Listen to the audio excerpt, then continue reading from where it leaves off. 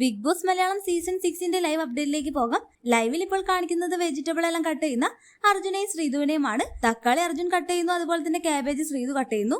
അങ്ങനെ തക്കാളിയും ക്യാബേജ് എല്ലാം കട്ട് ചെയ്യുന്നുണ്ടെങ്കിലും അതിനിടയിലൂടെ രണ്ടുപേരും അത് പകുതിയോളം കഴിച്ചു തീർക്കുന്നുണ്ട്. അപ്പോൾ അവിടേക്ക് റസ്മിൻ വരികയും റസ്മിൻ ചോദിക്കുന്നുണ്ട്, ഇതെന്താണ് മക്കളെ പരിപാടി?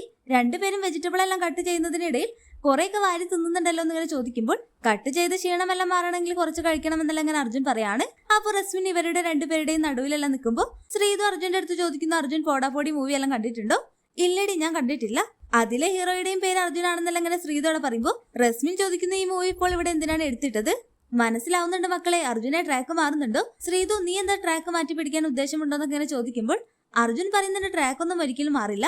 ഊവ നടക്കട്ടെ, എന്തുണ്ടെങ്കിലും രണ്ടുപേരും എന്റെ അടുത്ത് പറയണം. ട്രാക്ക് മാറുന്നുണ്ടെങ്കിൽ അർജുനെ ശ്രീധു നിങ്ങൾ രണ്ടുപേരും എന്റെ അടുത്ത് പറയണമെന്നെല്ലാം പറയുമ്പോൾ അർജുൻ പറയുന്നുണ്ട്, കുറച്ച് ക്യാബേജ് കൊടുത്ത് അതിനെ വിട്.